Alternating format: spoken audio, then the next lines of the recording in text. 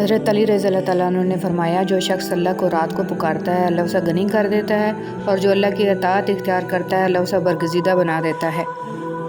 نبی پاک صلی اللہ علیہ وسلم سے عرض کی گئی، یا رسول اللہ صلی اللہ علیہ وسلم، اللہ پاک کہاں ہے؟ زمین میں ہے یا آسمان میں؟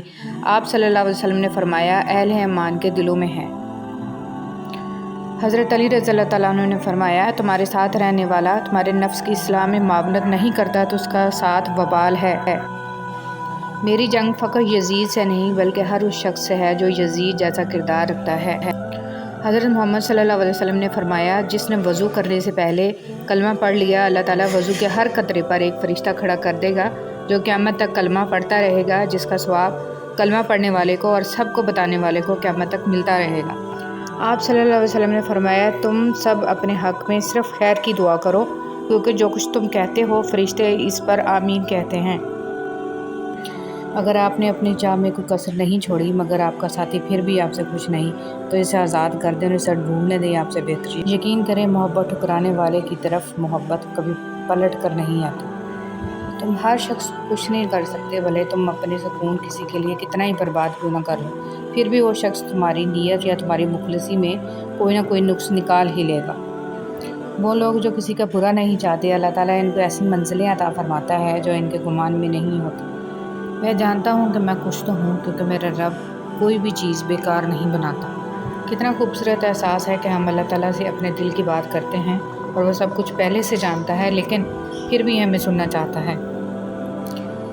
لوگ کہتے ہیں کہ کسی ایک کے چلے جانے سے زندگی رک نہیں جاتی، لیکن یہ کوئی نہیں جانتا کہ لاکھوں کے مل جانے سے بھی اس ایک کی کمی پوری نہیں ہوتی۔ فکر نہ کریں، لوگ بھول جائیں گے مگر اللہ نہیں بھولتا آپ کی نیکی نہ لوگوں کی زیادتی۔ جب کوئی عورت آپ کو نظر انداز کر رہی ہو تو اس کا مطلب یہ نہیں کہ وہ آپ سے نفرت کرتی ہے، اس کا مطلب ہے اس کا دل دکھا ہے۔ جو عورت اس مرد کو نہ سنبھال سکے جس نے اس سے دل سے محبت کی ہو، ایسی عورت بدقسمتی کی بہت بڑی مثال ہے۔ محبت کے جمیلوں میں کبھی فیصلہ کن سزا نہیں ہوتی، ہمیشہ عمر قید ہوتی ہے۔ اگر کوئی عورت آپ سے آپ کا مرد چرا لیتی ہے تو سب سے اچھا بدلہ یہی ہے کہ اسے ادھر ہی رہنے دیں، کیونکہ اصلی مرد کبھی چوری نہیں ہوتے۔ میں نے اپنی زندگی میں چند باتیں سیکھی ہیں۔ ماں باپ کے علاوہ کوئی وفادار نہیں، عزت صرف پیسے کی ہے، انسان کی نہیں۔ غریب کا کوئی دوست نہیں بنتا، انسان جس کے لیے دل سے مخلص ہو وہ دھوکہ دیتا ہے۔ لوگ اچھی سیرت کی بجائے اچھی صورت کو ترجیح دیتے ہیں۔ لوگوں کی محبت پانی کے بلبلے جیسی ہے، زیادہ دیر نہیں رہتی، لیکن اللہ کی محبت آب حیات ہے، امر ہے، کبھی نہ ختم ہونے والی۔ اگر آپ کو آپ کا ماضی تکلیف دیتا ہے تو اس کو ساتھ لے کر چلنا چھوڑ دیں اور اپنے حال کو بہتر بنائیں، کیونکہ یہ بھی آپ کا ماضی بننے جا رہا ہے۔ انسان کو اپنے دکھ سیلیبریٹ کرنے چاہیے، جیسے کہ منہ پہ ہنسی سجا کر، اچھے سے بال بنا کر، سب سے پسندیدہ کپڑے اور پسند کے رنگ کا انتخاب کر کے۔ کوئی دیکھے تو بکھرا ہوا نہ سمجھے، کیونکہ ہمدردی زہر لگتی ہے۔ میری امی نے مجھے سکھایا ہے کہ بیٹی لڑکی کتنی ہی پڑھی لکھی یا ماڈرن کیوں نہ ہو جائے، ننگے سر بری لگتی ہے۔ جب کوئی عورت آپ کو نظر انداز کر رہی ہو تو اس کا مطلب یہ نہیں کہ وہ آپ سے نفرت کرتی ہے، اس کا مطلب ہے اس کا دل دکھا ہے۔ اگر لوگ آپ کو قبول نہیں کرتے تو بھی مایوس نہیں ہونا، کیونکہ لوگ اکثر وہ چیزیں چھوڑ دیتے ہیں جن کی قیمت وہ دے نہیں سکتے۔ ہم ہمیشہ کسی کے لیے خاص نہیں رہ سکتے، لوگوں کی ترجیحات بدل جاتی ہیں، اور بدلنے والے کے پاس بس دو قسم کے ہی ہتھیار ہوتے ہیں، ایک تو حالات کا رونا اور دوسرا مجبوریوں کا بہانا۔